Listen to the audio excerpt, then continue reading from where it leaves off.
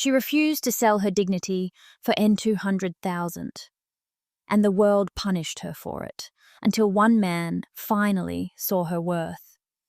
In every college, there are girls who bend easily, girls who chase trends like oxygen, girls who glide from party to party, girls who reshape themselves to fit into a world that demands you either bend or break. But Amelia Brooks was different. From the moment she stepped onto campus, it was clear she wasn't built like the others. While girls her age floated through life on soft life sponsorships and luxury shortcuts, Amelia walked with a quiet kind of courage, choosing character over comfort, dignity over popularity, values over the easy path everyone else ran toward. She refused to be swayed. She refused to perform. She refused to sell even a single piece of herself, and the world did not forgive her for that. Mockery followed her like a shadow. Poverty clung to her like a second skin. Temptation whispered in her ear, louder than her hunger. Yet Amelia stood firm, unbending, carrying her mother's old denim jacket like armor and her principles like a shield in a battlefield she never asked to enter. This was supposed to be a normal college experience. Just classes, friendships, struggle and survival. But for the girl who refused to bend, nothing, absolutely nothing about her journey would ever be ordinary. Welcome to Queen's Folklore. If you're new here, please hit subscribe and help us reach 1,000 subscribers. Tell us in the comments where you're watching from. Now let's begin the story. The notification lit up Amelia Brooks's cracked phone screen at 2:47 a.m. Girl, just say yes. One dinner. He's offering N150,000. Amelia stared at the message from her roommate, Chidinma, then at the peeling ceiling of their shared room in the off-campus hostel. The rent was 3 weeks overdue. Her stomach had been empty since yesterday afternoon. Her shift at the campus cafeteria barely covered textbooks, let alone meals. She deleted the message. Morning came with its usual cruelty. Amelia pulled on her mother's old denim jacket, faded, fraying at the cuffs, but still carrying the faint scent of her mother's lavender soap. 2 years gone, and this jacket was all that remained, besides medical bills her father still couldn't pay. Campus was a parade of everything she wasn't. Girls glided past in Brazilian hair that cost more than her semester fees. Designer bags swung from manicured hands. Laughter spilled from glossy lips discussing weekend trips to Dubai, new iPhones, and the men who made it all possible. They called it securing the bag. They called it living smart. Amelia called it selling pieces of yourself you'd never get back. Look at Mother Teresa, Blessing sneered as Amelia passed. Her clique erupted in laughter. Still wearing that rag? Girl, one weekend trip and you could afford a whole new wardrobe. Amelia kept walking. Her worn sneakers squeaked against the concrete. The worst part wasn't the mockery. It was the temptation. In economics class, she calculated that one night, just one, with the kind of men who circled campus in luxury cars could pay her father's debt, could fix the leaking roof back home, could buy her younger brother the textbooks he needed. Her pencil trembled as she worked through another calculation. Dignity divided by desperation equals what?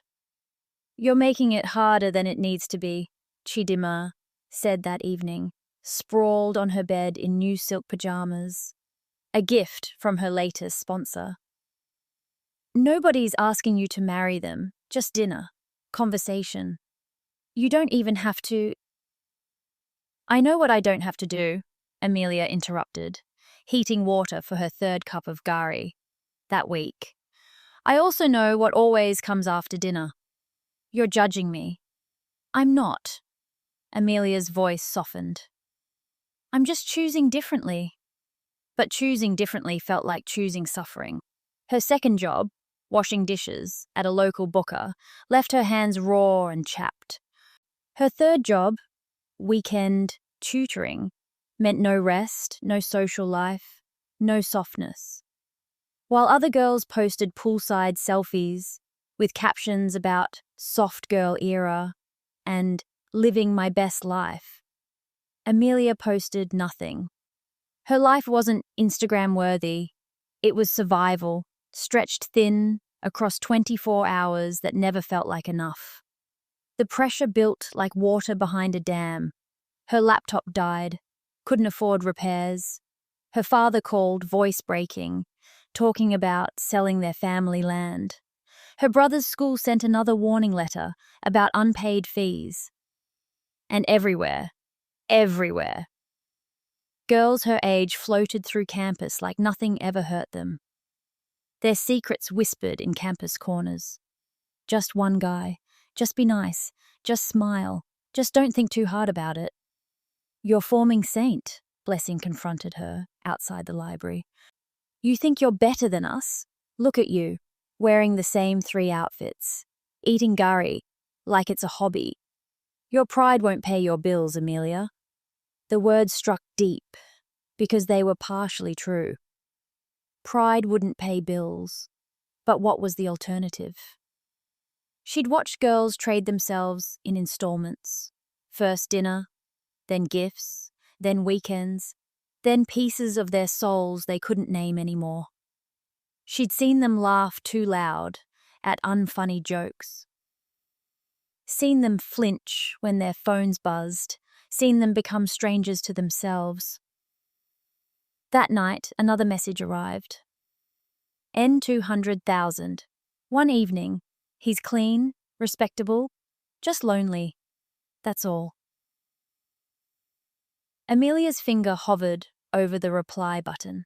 N200,000 would solve everything. Her father's debt, her brother's fees, a new laptop, real meals, maybe even a new jacket, though nothing could replace her mother's. She could stop being tired, stop being hungry, stop being the joke of campus. All it would cost was one evening, just one. Her mother's face flickered through her memory, exhausted from double shifts as a nurse, but singing hymns while cooking Sunday rice, never complaining, never compromising, working herself to death, literally, rather than taking shortcuts that would have cost her dignity. Your name is worth more than any amount in any man's account, her mother had said once, not knowing those would become last words to live by. Amelia's thumb moved, not to reply but to delete. She pulled the denim jacket tighter around her shoulders, feeling every frayed thread, every worn seam. This jacket had survived. Her mother had survived poverty, pressure, and pain without bending. So would she. The mockery would continue. The hunger would continue. The exhaustion would continue. But Amelia had discovered something the soft life girls, with their luxury sponsors, would never understand. There was a different kind of wealth in waking up and still recognizing yourself in the mirror, in keeping your name clean, in refusing to trade your soul for fleeting comfort. She was tired. She was broke. She was mocked. But she was still herself. And in a world screaming at her to bend, that defiance, that quiet, costly, beautiful defiance was her revolution. Outside, campus glittered with artificial lights and artificial lives. Inside her small room, Amelia opened her borrowed textbook and kept studying. The girl who refused to bend would not break tonight. She didn't have much, but what she had, she owned completely. Her name, her dignity, and her unshakable self. The cafe was nearly empty when Amelia pushed through the glass door at 9:43 p.m. She hadn't planned to stop. Her shift at the campus cafeteria had run late. her tutorial session afterward even later, and tomorrow's microeconomics test loomed like a debt she couldn't pay.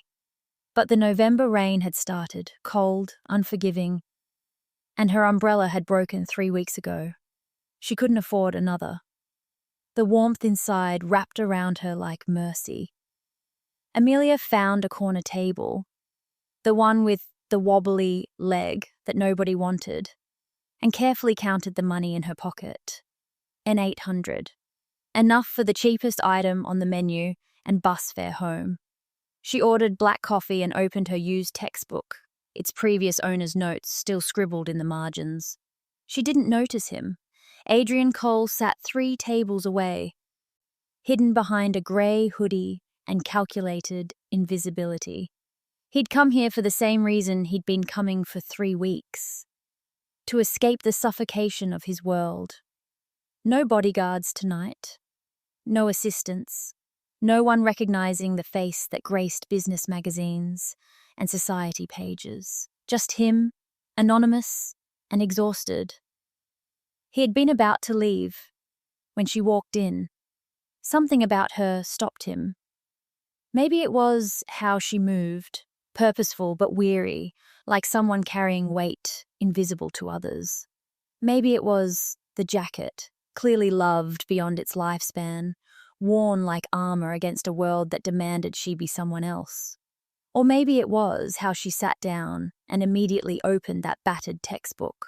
Not her phone, not to take selfies, not to scroll through fantasy lives. She simply existed, unperformed, unfiltered. Adrian found himself watching. The cafe door opened again. A girl, maybe 14, wandered in, uniform dirty, eyes hollowed by hunger, recognizable to anyone who'd ever known it. She approached the counter, asked the price of the cheapest bread, and her face crumpled when the barista answered. She turned to leave. "Wait!" Amelia's voice cut through the quiet. Adrian watched her stand, approach the counter, and speak softly to the barista. She pulled out her N800, all of it, and pointed to the girl. "Get her whatever she wants to eat. Something filling." The barista hesitated. "And you?" "I'm fine. Just water, please." The girl stared at Amelia like she'd witnessed magic. Tears spilled as the barista prepared suya and a malt drink. Amelia smiled, touched the girl's shoulder gently, and returned to her table with a glass of water she hadn't wanted. Adrian's chest tightened. He watched her open her textbook again, watched her stomach audibly growl, watched her pretend she wasn't hungry. She'd given her last money to a stranger and asked for nothing in return. No applause, no video, no social media testament to her goodness. She just did it and went back to studying. 20 minutes later, the barista struggled with a tower of chairs at closing time.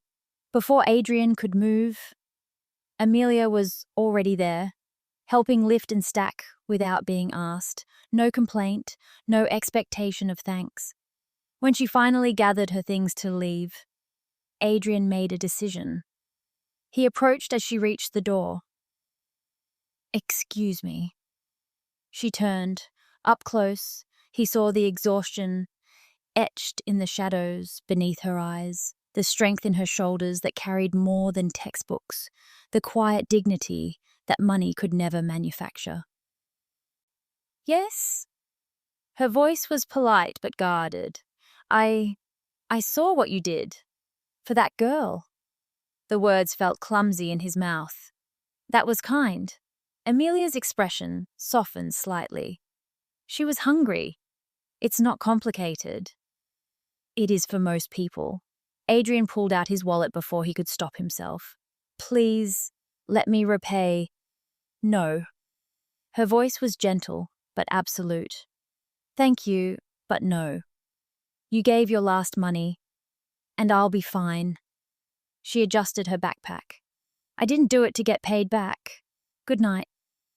She was gone before he could respond, disappearing into the rain without an umbrella, without looking back, without knowing she'd just done what no woman in his orbit had ever done. She'd refused him. Adrian returned to the cafe the next night, and the next.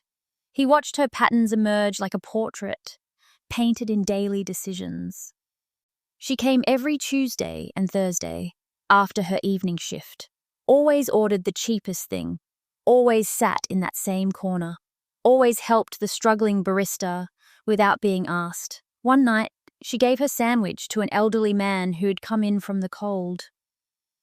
Another night, she tutored a younger student for free, spreading her own notes across the table with patient explanations.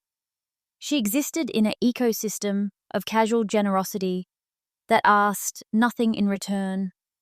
Adrian had been raised in a world where everything was transaction. Favors owed, benefits calculated, relationships leveraged. His wealth attracted performers, people who shaped themselves into whatever they thought he wanted. Women who laughed too loud at mediocre jokes. Friends who agreed with opinions he didn't hold. A parade of people who wanted something. But this girl, Amelia, he'd learned her name by listening, wanted nothing. Not from him, not from anyone. She simply showed up, did what was right, and went home to whatever struggles she faced alone. Her phone was cracked, but she never complained. Her clothes were limited, but she wore them with quiet dignity. Her exhaustion was visible, but she never used it as excuse or weapon. She was real in a way that felt like discovering color after living in grayscale. The fourth week, Adrian's curiosity transformed into something more dangerous. Admiration. The fifth week, fascination. By the sixth week, as he watched her share her coffee with a pregnant woman who looked ready to collapse, he felt something he'd never expected to feel in a nearly empty cafe on a Thursday night. The beginning of love. Not the performance of it, not the transaction of it, but the real, inconvenient, transformative truth of recognizing someone whose character made the whole world look different. She was closing her textbook, preparing to leave, when their eyes finally met across the cafe. For a moment, neither looked away. Amelia saw a stranger in a grey hoodie who'd been there too many nights to be coincidence. Adrian saw the woman who had made him believe that integrity still existed. She nodded politely and left. But something had shifted. The girl who refused to bend had unknowingly captured the attention of a man who'd been searching his entire life for something money couldn't buy. Her. She didn't know his name. She didn't know his wealth. She only knew he watched her with eyes that held questions she wasn't ready to answer. Adrian Cole made his move on a Wednesday afternoon. Amelia was leaving her shift at the campus cafeteria, backpack heavy with borrowed textbooks, when a sleek black Mercedes pulled up beside her. The window lowered, revealing the face she had only seen across cafe tables. "Can I give you a ride?" She stopped walking. "I don't know you." "Adrian," he smiled, and it was genuine, not the practiced charm she had seen on boys who thought entitlement was seduction. "I've seen you at the cafe. You seem to walk this route every day, and it's starting to rain." Amelia glanced at the darkening sky, then back at him.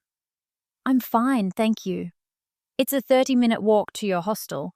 Her eyes narrowed. "How do you know where I live?" Adrian had the grace to look embarrassed. "I asked around." That sounded less creepy in my head. Despite herself, Amelia almost smiled. "Good night, Adrian." She walked away, leaving him in an idling Mercedes worth more than her father's house. He tried again the next week. This time he came prepared. Adrian approached her outside the library, holding a sealed envelope. "Before you say no, just listen."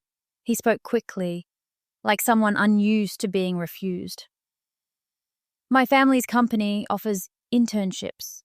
Paid. Very well paid. I think you'd be perfect. You don't know anything about my qualifications. Amelia's voice was steady. I know you work 3 jobs while maintaining a 3.8 GPA. I know you're studying economics. I know you've been investigating me. The accusation hung between them. Adrian ran a hand through his hair, and for the first time, Amelia saw past the confidence to something uncertain underneath. I've been noticing you, he corrected softly. There's a difference. And now you want to rescue me? Her tone wasn't angry, just tired. I'm not a project, Adrian. I don't need saving. I know you don't need it, but then why offer?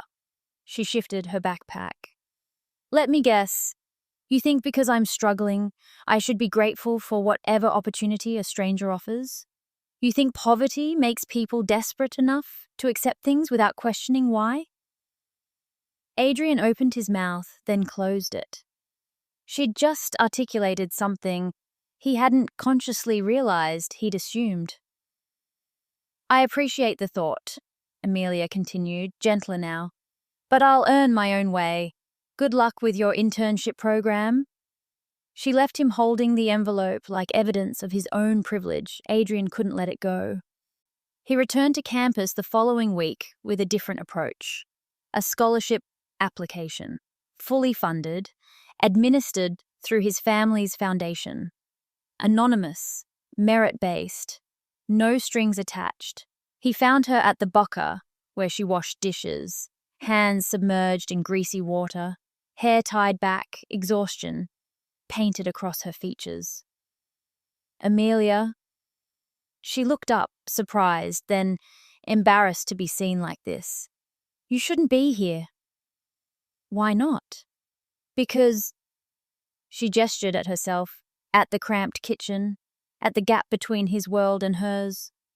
This isn't your space. It could be, if you let me understand. Something in his tone made her pause. He wasn't performing concern. He was genuinely asking. Amelia dried her hands slowly. What do you want from me, Adrian? Nothing. The word came out too quickly. Everything? I don't know. He pulled out a folder. This is a scholarship application. My family's foundation. You'd qualify based on merit alone. Did you create this for me? His silence was answer enough. Adrian, she said his name like prayer and warning combined. I can't accept charity dressed as opportunity. It's not charity. It is when you designed it specifically for me. She met his eyes, and he saw something that made his chest ache, not anger, but a bone-deep weariness, with being someone's project. Do you know how many men have offered me things? Different packages, same principle. They all want something in return, even if they don't say it out loud. I'm not them. Then prove it by letting me walk my own path. Her voice cracked slightly. Even if it's harder, even if you don't understand why, my dignity isn't for sale, Adrian. Not for scholarships, not for internships, not for rides home in expensive cars. What about friendship? The question escaped before he could calculate its wisdom. Can I offer you that? Amelia studied him, really looked at him for the first time. Past the expensive clothes and easy confidence to the loneliness underneath. The isolation of someone who'd never known if people wanted him or his wallet. Friendship requires equality, she said quietly. Can you see me as equal when you keep trying to fix my life? The words landed like an indictment, because they were true. Adrian stopped offering. Instead, he started showing up. Not with solutions or rescue plans, but with presence. He came to the cafe, on her regular nights, sat at his own table, and simply existed in her orbit. Sometimes they talked, brief exchanges about books, about campus, about nothing important. Sometimes they just nodded acknowledgement and returned to their separate worlds. He watched her life unfold in small, painful increments. The night her phone finally died, completely, and she sat in the cafe with tears she wouldn't let fall. The evening she came in limping from a 12-hour day, feet blistered, but still helped the barista carry supplies. The week her father called with worse news about his health, and Adrian saw her step outside, shoulders shaking with sobs. She thought no one witnessed. He wanted to fix everything. The impulse burned like hunger. But he was learning what Amelia already knew. Some things can't be fixed, only endured. Some strength isn't about winning, but about refusing to quit when losing would be easier. She wasn't strong because life was easy. She was strong because she woke up every morning and chose dignity over compromise, integrity over convenience, self-respect over shortcuts. One night, after she'd shared her last N500 with a homeless woman outside the cafe, Adrian finally understood. "You confuse me," he admitted when she returned to her table. "How?" "You have nothing, but you give everything. Most people with nothing hold tighter." Amelia smiled sadly. "Maybe that's why I have nothing." "Or maybe," Adrian said softly, "that's why you have everything that actually matters." She looked at him, then really looked, and saw not the boy trying to rescue her, but the man trying to learn from her. "You're starting to understand," she whispered. "Teach me," he replied. And in that moment, something shifted. Not rescue, not charity, but recognition. Two people seeing each other clearly across the gap between their worlds. She hadn't bent, and now he was learning to see the world through unbending eyes. Character isn't tested by what we do when we have everything. It's revealed by who we remain when we have nothing. The eviction notice arrived on a Tuesday morning. Amelia held the paper with trembling hands, reading words that felt like verdict and sentence combined. 72 hours to vacate or face legal action.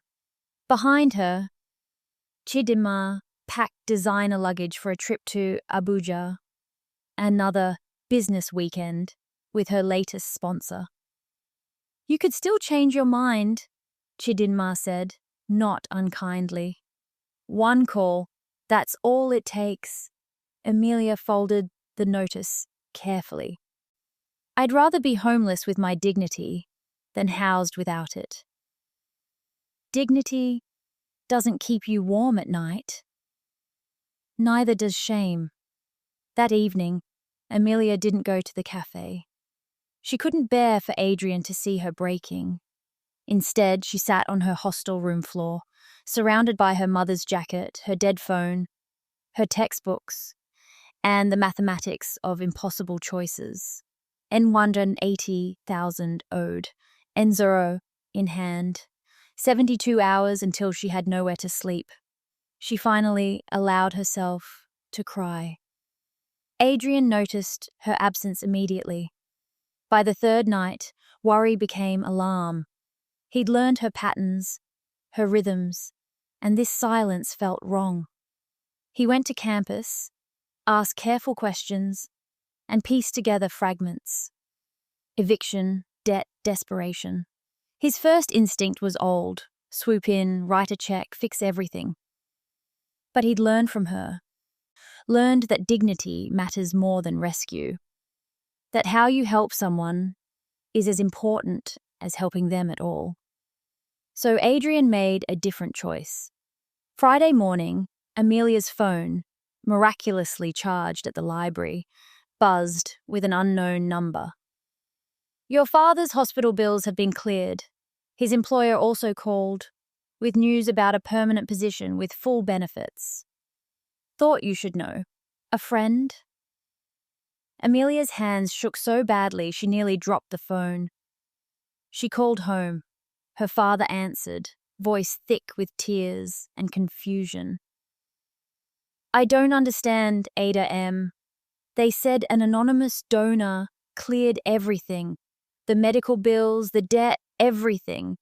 And Mr. Okonkwo called, wants me to manage his new warehouse. Real salary, Amelia. Benefits. After all these years. Amelia couldn't speak. Couldn't breathe, she knew. She found Adrian at the cafe that evening. He looked up when she entered, and something in her expression made him stand immediately. You had no right, she whispered. I know. My family's debt, my father's job, you had no right to interfere in my life. I know.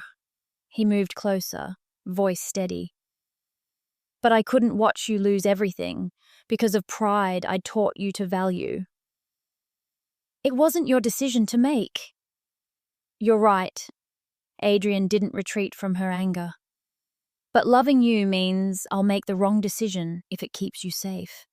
I'll overstep if it gives you a fighting chance. I'll break your rules if it means you don't break under the weight you carry alone. Amelia froze. What did you say? That I love you. He said it simply, like truth required no decoration. I've loved you since the night you gave your last money to a hungry girl and asked for nothing in return. Since you helped a barista without being asked. Since you refused every easy path and chose the hard road because it was the right one. Tears spilled down her cheeks. You don't know me. I know you better than people who've known you for years. Adrian stepped closer, close enough to see the exhaustion and fear and desperate hope warring in her eyes. I know you wear your mother's jacket like armor. I know you work 3 jobs and maintain a 3.8 GPA. I know you give everything to everyone and ask nothing for yourself. I know you're terrified of needing anyone because you've learned that needing people means disappointing them or being disappointed. Stop. I know you think you have to do everything alone to prove you're worthy. But Amelia, his voice cracked. You were always worthy. Before the struggle, before the sacrifice, you were always enough. She covered her face with her hands, shoulders shaking. I'm not asking you to need me, Adrian continued softly. I'm asking you to let me stand beside you. Not ahead of you, trying to fix things. Not behind you, watching you suffer. Beside you, as an equal, who sees everything you are and loves you not despite your strength, but because of it. Amelia lowered her hands. I can't be who those other girls are. I can't perform for you. I can't bend into whatever shape you want. I don't want you to bend. The words exploded from him with months of pent-up feeling. Everyone in my life bends. They shape themselves into whatever they think I want. They perform and pretend, and I never know what's real. But you... He touched her face gently, thumbs wiping away tears. You refused to bend for anyone.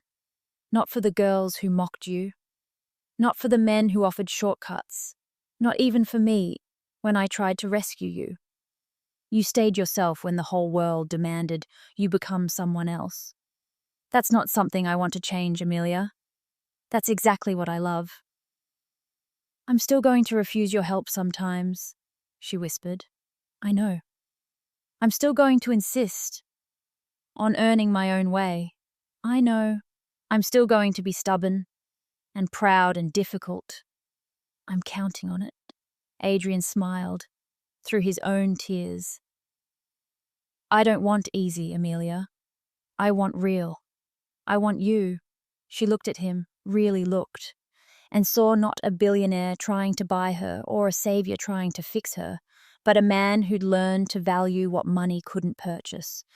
"One condition," she said finally. "Anything. Never try to change who I am, even when it's inconvenient. Even when you don't understand. Even when the whole world tells you I should be different." Adrian pulled her close, and she finally let herself be held. "I fell in love with you because of who you are," he whispered into her hair. "The girl who refused to bend. The girl who chose dignity over comfort. The girl who showed me what strength really looks like." 3 months later, at the launch of the Mama Amelia Foundation, named for a mother who'd taught her daughter that character cost everything and was worth everything, Amelia stood beside Adrian, wearing her mother's denim jacket over an evening dress. People whispered about the poor girl who'd captured a billionaire's heart. They didn't understand. She hadn't captured anything.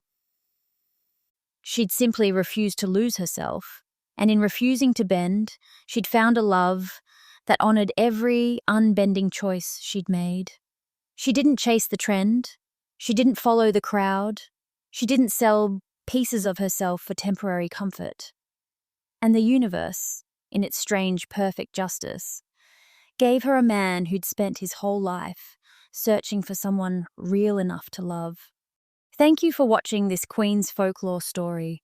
If this touched you, don't leave without hitting like, dropping a comment, and subscribing to help us reach 1,000 subscribers. Your support keeps this kingdom growing. See you in the next story.